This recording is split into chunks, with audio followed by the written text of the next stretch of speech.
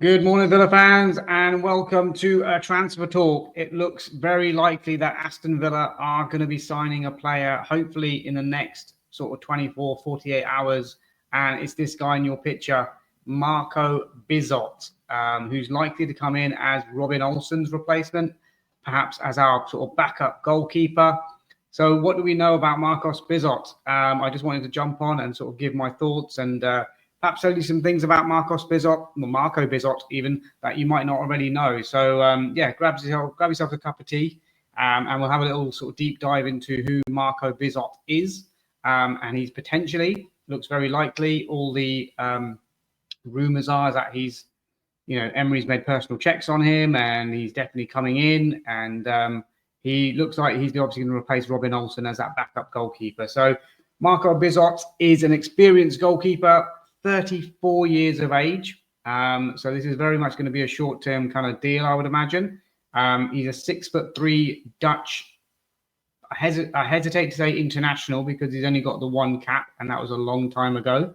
However, he has been called up to the Dutch squad last year, but didn't get on the pitch. So I hesitate to call him a Dutch international with only one cap. But he's 34 years of age, 6'3". He plays for Stade Brest in France, and obviously been playing in the Champions League. Who here likes Brest? We've all seen Micah. He's stood out really well. He's had consistently strong seasons for Brest and also for AZ Alkmaar before that. So he joined Brest in 2021 for just £1 million from AZ Alkmaar, and he's been an absolute bargain at that price for them, and really helped them towards getting into the Champions League and where they are at the moment. So he's been a big part of that. He's someone who's not going to cost a lot in wages. Apparently, he's only on 15k a week, which to everyone else is a lot of money, but in football terms, is not very much at all. So I would imagine he's in the last year of his contract, expires next year in June. So he's probably looking for one, if he can get a big payday, double his salary, which I think, even if he went up to 30k a week for a backup goalkeeper, I think that would be, absolutely fine. I heard somewhere that Robin Olsen was earning upwards of sort of 70,000 as a backup goalkeeper at Villa, apparently, but I'm not sure there's any truth in that. But Bizot, 15k a week he's on at the moment. I'd imagine we're going to double that, maybe even quadruple it, perhaps to 30, 45, perhaps, not sure. But, he wants to play in the Premier League. Being a Dutchman as well, there's been very successful Dutch goalkeepers in the past that have played here. The likes of Edwin van der Sar kind of springs to mind. And this guy's in a very much a similar kind of mold of that. He's come from the Ajax youth team. He went on loan to Canberra. Then he played for Groningen in Holland. And then he wanted a change and went to the Belgian league and played at Genk for a little while there before joining AZ Alkmaar in the Dutch league again. And from there, he went on to sign for Stade Brest. So, yeah, he's impressive. His stats are good. 23 clean sheets across the last 2 seasons in Liga, which makes him in the top 4 goalkeepers. 10 clean sheets last year in the league. I think that was 12 overall. He had more clean sheets in Liga than Donnarumma had. Donnarumma was sat at 5 clean sheets last year. This guy had 10. So I'm not saying he's as good as Donnarumma, absolutely not. But just to give you some stats there, that he's got more clean sheets than Donnarumma has. And appearance-wise, I mean, he's played across the Dutch league, the French league. He's got good experience now in the Champions League, obviously with Brest playing last year in the Champions League, and he's got good Europa League experience. So really good pedigree when it comes to European games, and obviously playing in maybe some of those bigger games as well. So the Eredivisie, his record there is 175 appearances. This will be spread across Canberra, Groningen, and AZ. 175 appearances, 65 clean sheets, which is not bad going, really, in 175 games, 65 clean sheets, and in that as well. In Liga, where he's currently playing with Brest, 139 appearances for Brest, 38 clean sheets. Again, not too bad, not too bad considering the level that Brest were maybe when he joined sort of 4 years ago, and obviously now they're a better team than they were then. But yeah, he's obviously done really well for them. He's got 9 Champions League appearances, obviously all coming in the season just gone. Kept 2 clean sheets. Now, obviously, I know that Brest got knocked out by PSG. He did play in the first leg when they lost 3-0, but he didn't play in the second leg when they lost 7-0. So he wasn't part of that 7-0 drubbing for this one. And then in the Europa League, he's got 19 appearances and 7 clean sheets in the Europa League. So again, a pretty good record there. And you would have to say that he is, on the face of it, an upgrade on Robin Olsen. Obviously, we don't know what he's like. I've watched YouTube reels of this guy, and I can only, just tell you a little bit about what I've seen. He looks like a very good reflexes, good agility for a big guy. Tends to make unorthodox saves, sort of saves a lot of shots, maybe with his legs and his feet, sort of like David De Gea kind of used to. He doesn't like coming for crosses, from what I saw, from like corners coming into the box, crosses coming into the box. He wasn't coming out to sort of gather those like Emi Martinez kind of does. He's very much a goalkeeper who likes to stay on his line and rely on kind of reflexes and his agility to pull off saves. And he was making some really good saves from those like corners and set pieces that were, going on to goal. So, he's got that kind of in his locker. Obviously, Brest don't really play out from the back too much. So his build-up play is not going to be probably as strong. Obviously, we all criticise Robin Olsen for his, lack of ability. He's not very good with his feet and things like that. I'm not sure Marco Bizot is going to be a massive upgrade in that area. And obviously, if we're looking at the first few games of the season as well, with Emi Martinez, if he does stay, he's obviously going to be suspended. I think is it a 3-game ban? So Marco Bizot will be getting some game time in the Premier League early doors. And I'm sure that if he does sign soon, then obviously he's going to have a big part to play in pre-season as well.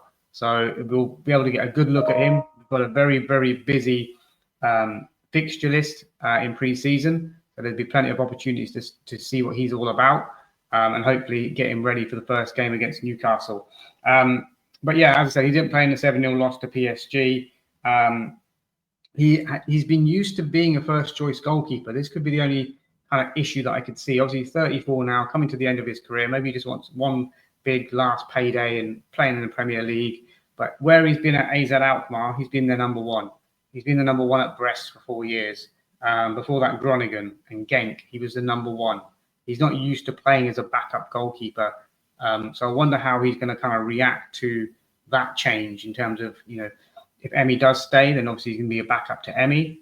If Emi does go, I still think we're going to bring in a first-choice goalkeeper. I don't think this guy's going to be our first choice. I think Lucas Chevalier could be someone that we go for then. But it all depends on who stays and who goes there. And obviously this guy here is going to bring up our Dutch contingent in the squad to 6. So we've currently got Maatsen, Marlon, Bogaard, Swinkels, Redmond, and who have I forgot? There's another Dutch player that I forgot. Well, be this guy here, Bizot. So that would make it 6. So 6 Dutch players into the squad. We're moving away from sort of the South American kind of vibes. Obviously, Coutinho gone. Duran obviously was part of that as well. He obviously went as well. So yeah, it'd be interesting to see how Marco Bizot gets on. And I hope I've given you some information there about him. But I think it's a good signing. It's going to be a nominal fee. He's only got a year left on his contract. Low wages, very experienced. I mean, where can you get someone that's that experienced as a number one for as cheap as transfer fee and salary? And obviously a conversation must have been had with him in terms of playing time and game time. So, I'd imagine he's someone that's going to be the backup, but play maybe in the cup competitions, perhaps maybe a few Europa League games here and there. But he's got big game experience. So it's not as though we're just chucking in a rookie. He is someone who's got that big game experience. So it'll be interesting to see how he gets on and what he does. But I'm very much looking forward to Marco Bizot coming into Aston Villa. It's a name that's come out of the blue. I don't think many people knew about him or called this transfer. But it looks like Unai Emery, hopefully now, is going to start bringing in some players. So this officially will be our third signing of the summer after Ozcan and Redmond. So Bizot joins them, and obviously we need to look at strengthening the squad further as well. There have been other transfer links as well, which I'll quickly just go through now as well. So there's been talks around sort of Dougie Luiz making a comeback to Villa.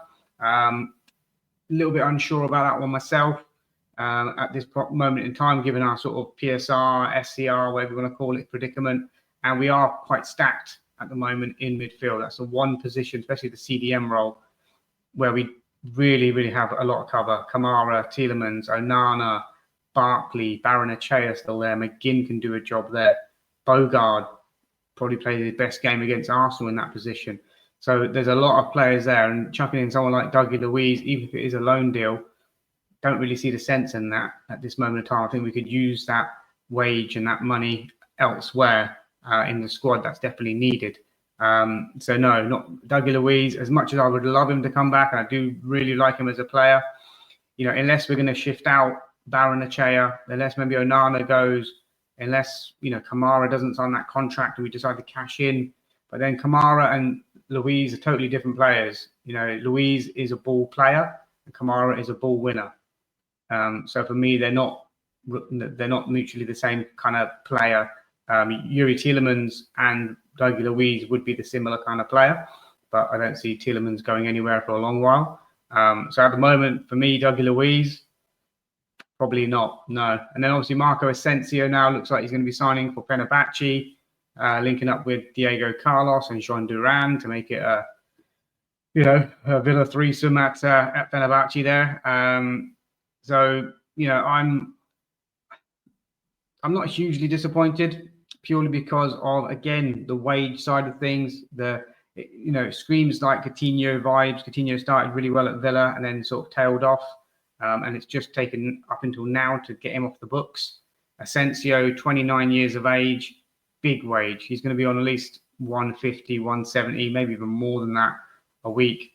You're going to give him a 2 or 3 year deal. You're going to struggle to get rid of him. He might pick up injuries. He has had injuries.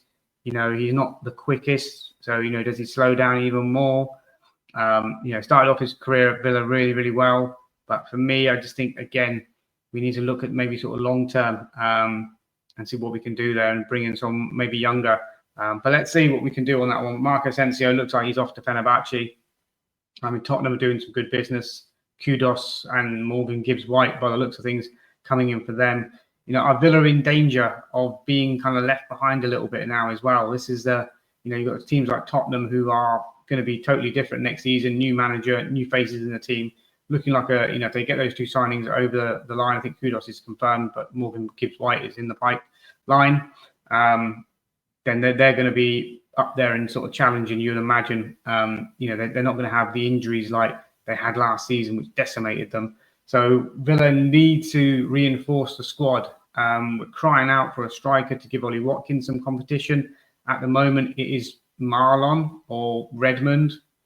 That's the only options that we have as a backup kind of striker to Ollie Watkins. I feel the gamble that we did for Rashford, Disasi and Asensio, because we didn't get Champions League, it's kind of backfired on us in terms of, what we spent out on the wages and things like that to bring them in. So it's restricting us in terms of our transfer activity and who we can bring in. We've been crying out for a right back to replace Matty Cash for such a long time. I'm not sure that's going to happen now. I think we might just stick with Matty Cash because there's no names coming to the fore. We need some a centre back to, put some competition on Conte. Obviously, Disasi went back, so there's a fourth centre back that we need to bring in. So there are areas in the pitch that we need to improve. The one thing about the Asensio deal not happening, that is a shining light, and I think a good thing, is that Morgan Rogers hopefully now can play back into the number 10 position and not be shoved out to the right-hand side, because I don't think you see the best of Morgan Rogers out wide. I think he's best in the 10, and his form really dropped off when he was pushed out to the right-hand side. So for me, I think, Asensio, not signing him is a good move for us. I think we'll have other targets. who knows, as the window kind of goes to the end of the window, maybe there might be, Rashford still kicking around at Man United and needs a move. Who's to say Villa can't swoop for him again? Jack Grealish, what's going to happen with him? I know he's the same age as Asensio. He would have to take a massive pay cut to come to us. But for some reason, I just think he would do that. I don't think he would. I think for him, he's earned the money. He's won the trophies. I think for him now, it's just about coming back to his boyhood club, getting them back in the Champions League and putting on a Villa shirt again.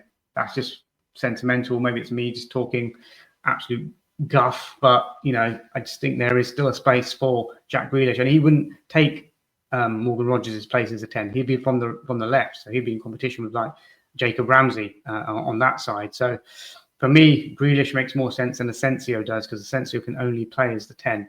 But yeah, guys, 15 minutes of talk there on Marco Bizot and just sort of transfer, ins and outs. So let me know your thoughts, guys, on this. Comment about this goalkeeper, what you know about him. Is it a good signing? Is he a good replacement for Robin Olsen? Do and subscribe to the channel as well. We are looking to grow, and I'll be back at you as soon as another transfer is announced. Bye for now. Enjoy the rest of your day.